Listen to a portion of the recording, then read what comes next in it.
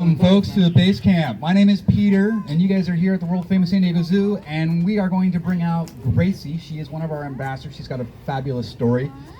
She actually came to us as part of the SSP program, which stands for Species Survival Program, and we'll talk a little bit more about that once she moves out here. Now, once you guys see her, most of you guys will know what she is, but she is a specific type of... Where is she? She's slowly making her way out. For the folks that can see her, what is she? Adorable. Porcupine, right. So, more specifically, she is a prehensile tail porcupine, also known as a Brazilian tree porcupine. Why don't I just sit And her name is Gracie. She's going to slowly... There she is. Now, as she moves around, I want you guys to take a note of how she's getting around. She is an arboreal species of animal, and does anybody know what that means? What's arboreal? Does anyone know? She's going to spend the majority of her life in the trees, and she is well suited to do so.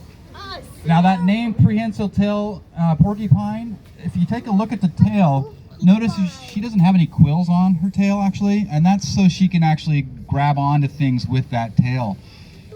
Prehensile just is another fancy word for an extra grabbing limb. So we have quite a few animals that actually have prehensile limbs. Elephants would be one with their trunk, rhinos with their lips, monkeys with some tails and whatnot. Opossums can actually grab onto things with their tails as well.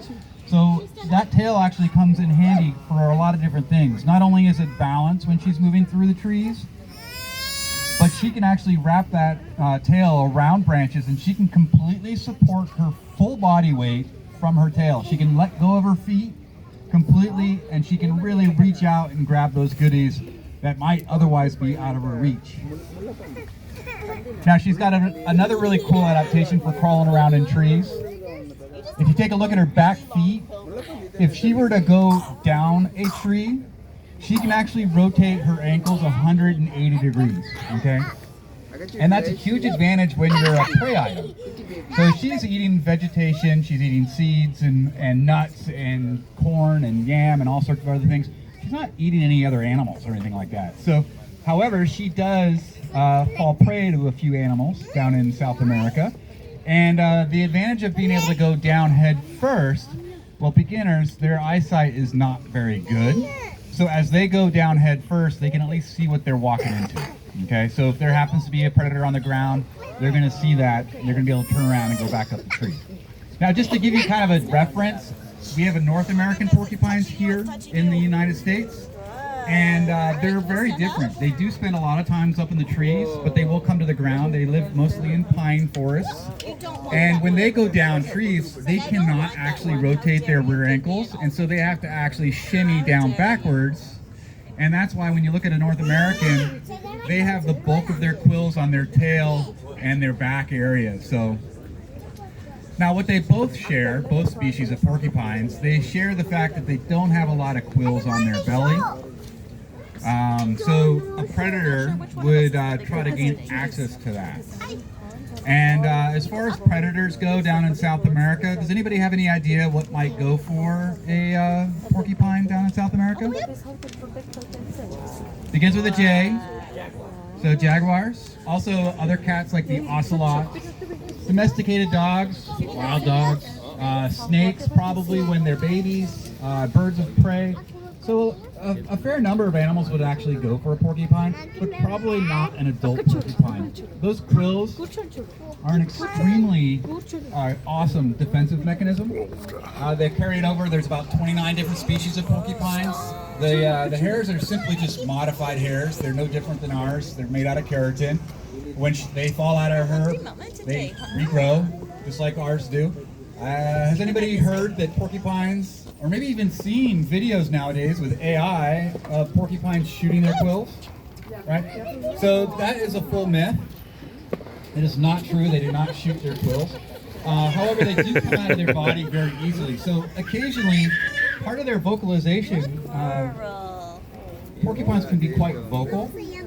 In this species, they tend to... Okay, so she's going to actually reset, go back to the carrier, and then we'll bring her back out, and I'll just keep on chatting. But they do shake, And when they do, they kind of rattle those quills, so it's an auditory thing. But they do sometimes fall out, so maybe that's where that myth came from as well. They also, because they come out of her so easily, when a dog or something like that actually attacks one of these guys, the quills come out so easily and stuck in the dog too. Now, there's a few key ingredients that a dog lacks that we do not. Okay, so we have thumbs and we've got pliers. So when you get quilled by one of these guys, it requires a bit of work to actually get them out. They are modified to a point where they are barbed at the end, especially our New World porcupines. They're barbed at the end, so they enter flesh very easily. But when that animal backs up, they take all those quills with them, okay? They come out of her very easy and they just grow back.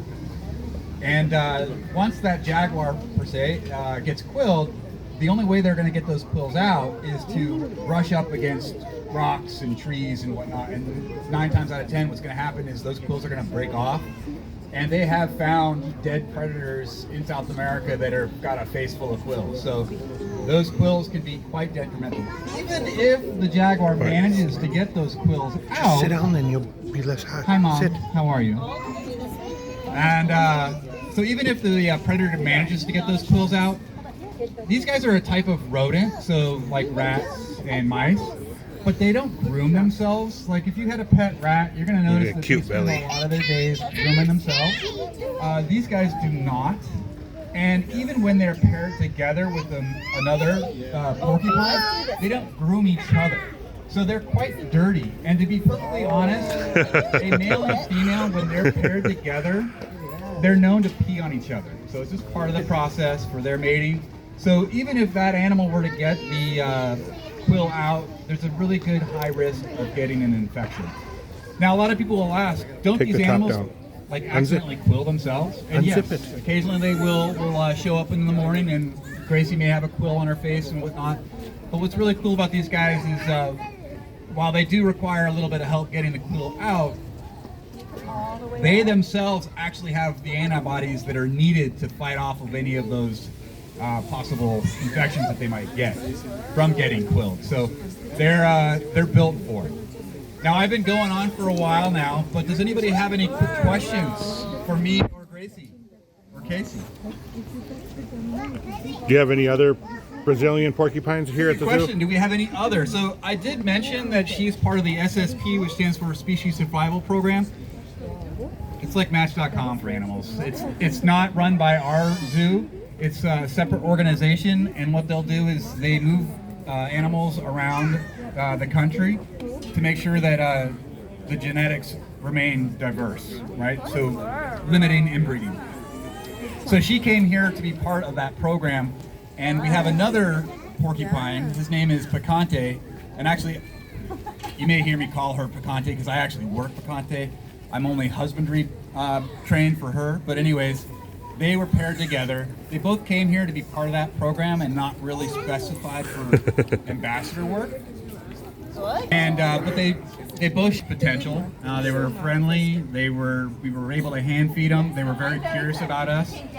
And but they've been paired together. And yes, we have had one baby from Gracie, probably about a year ago or so. Gosh, no, only like 7 months. Oh, is it really? Yeah. Okay. Anyways, what's interesting about these guys, porcupines vary, they're different. But when a baby tree porcupine is born, they don't have any quills. They are bright orange. And you would think, most people would think that being bright orange out in the wild, defenseless with no quills, that you would be a high target item for predators, right? Now, if you think about it, most animals don't see in color. So when they see orange, they see shades of gray and black and white. So they don't necessarily, can't pick out that bright color like we can. Like, what do you want me to do? Which is the opposite for when they're adults.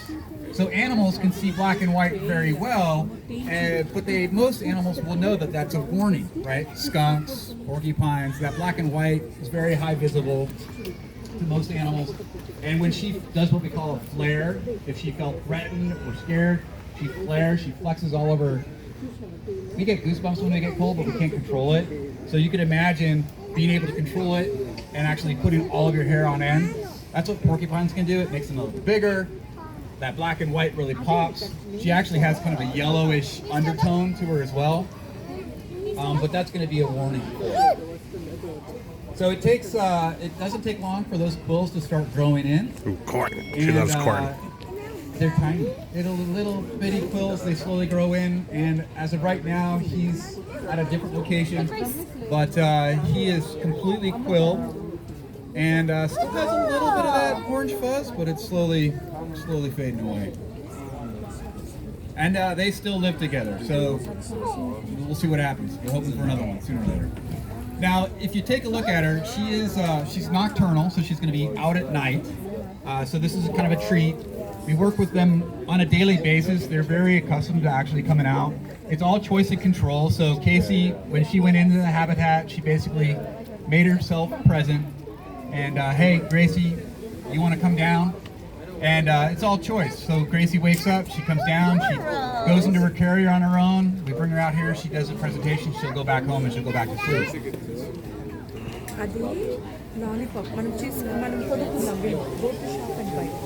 Now, what we're giving her is corn, yam, different types of greens, occasionally the nuts. Now in the wild, they're going to eat the cambium layers of trees. What that means is they're going to peel back the bark of trees, and they're going to eat that softer layer under. They're going to find nuts, they're going to find flowers, all sorts of different things. They're not necessarily endangered in South America, but almost everything nowadays is at threat of habitat loss. They're pretty accustomed to being in urban areas and pretty well adapted. But does anybody have any idea of what classification animal this is? Marsupial? Is that what you gonna hear, marsupial? I got that guess a couple days ago, but that's not right. I'll give you a tip. They have ever-growing teeth, like some animals. And they also will bring their food to their hands. So they'll sit up, and you can notice that she'll bring her food to her hand. Rodents. So they are part of the Adventia class. They're not the largest rodent. Largest would be the capybara. North American porcupine is actually larger than she is. And then we also have the beaver. The beaver is North America's largest rodent. So if you guys ever get a chance to see her while she's eating, you'll notice that the front of her teeth are bright orange. And that's a higher iron content. These guys do not have enamel on their teeth like we do. They're constantly wearing their teeth down so that iron is stronger, and it's on the front of their teeth. That way it gives their teeth a nice good wedge shape, and they keep them nice and sharp by constantly eating harder objects. You got a nut? Let's see if we can get her chomping away on a nut on Mike. I had mentioned nocturnal, small eyes, not the greatest eyesight. But you could guess with that giant nose. She doesn't want the nut. I'll take that nut back if you want to hand it over. Thank you. Thank you. Let's let her get a chance to start on it before I put the mic up there. Now she's got corn. You guys see those large whiskers that she's got? She's got some really long whiskers. Okay.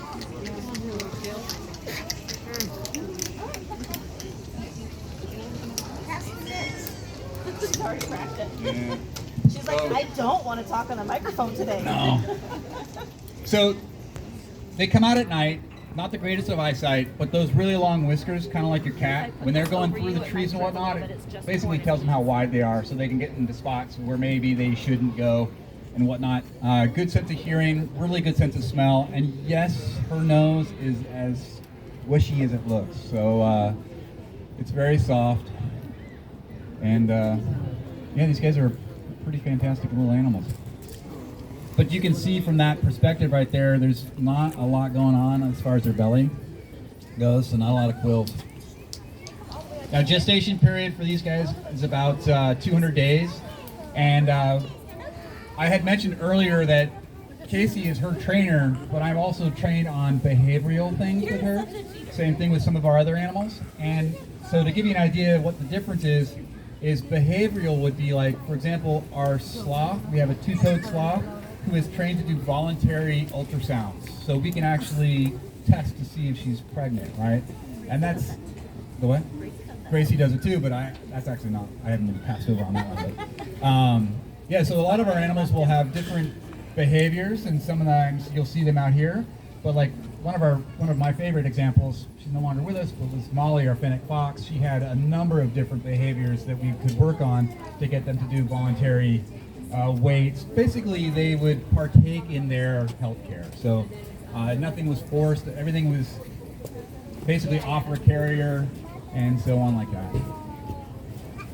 Peter, I was late. This is Gracie. This is my mom, folks. Everyone say hi to Peggy.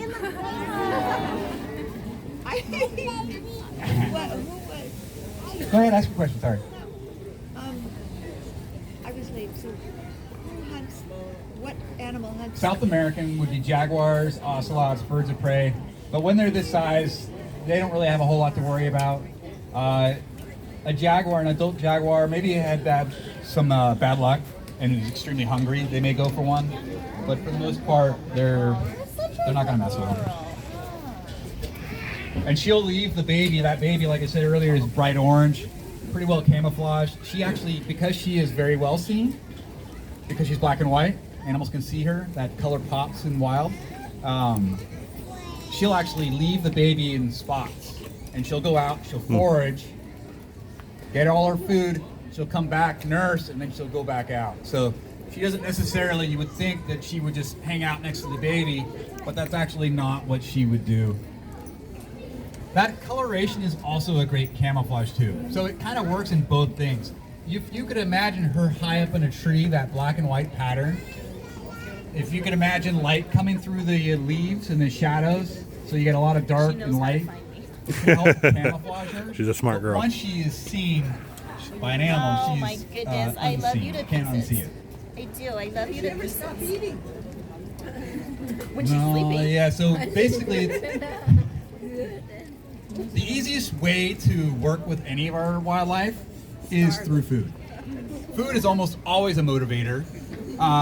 Then you have secondary motivators, like touch and petting and whatever it might be. A lot of our animals you can't really pet. So we will sit down with these animals when we first acquire them, and we try to figure out exactly what foods that they really, really like. So we have a great nutritionist team. We have great vet staff, and every day we make diets for the following day. So, for example, all of our shifts are getting close to ending here, and all of their diets for all of our animals are already made and ready to go for tomorrow. And all of them have like a certain weight in grams as to how much food we feed them. And it's important to know how much we feed our animals, because the following day when we collect their leftovers, we weigh it. So we know exactly how much food is being left overnight, how much they're not consuming. And because in a lot of cases, a lot of animals actually kind of can hide their illnesses very well. Cats. I mean, that's the hard way, but that's okay. And a lot of animals can actually hide those illnesses, so sometimes those cues of not eating certain amounts of food. Just in case she wants to ride. Right. How are you? So sometimes that helps us out if we know how much they're consuming. Peter, what would happen if you reached up to grab her? Well, we had an older female, Isana. She was about 15 when she passed. So just to give you an idea, lifespan for these guys in the wild is probably only going to be about 6 to 8 years. But here on grounds with our vet staff and whatnot, we can 15 to 20 years would be open. These guys are so used to us. We hand feed them a lot of times. I think probably all of us at some point in time have been quilled, but it's never by her. She sheds. We have to clean up the habitats. We put all that in the trash, and you throw the trash bag, you forget, and you go to throw the trash bag away, and you throw it over your shoulder, and all of a sudden you're like, okay. Or it's hitting your leg, or maybe she does take a quick turn, and you're not expecting it. Maybe you get a quill in the hand, but for the most part, they can be pretty stinky. So they can be very odoriferous, and they do a lot of flaring if they feel threatened. So they put the cover down. The fact that we're not smelling a whole lot, and the fact that we never saw a flare out here means that she's pretty comfortable. So, well, I'm gonna go off mic as she goes out, and you guys are more than welcome to ask more questions. Thanks for joining us here.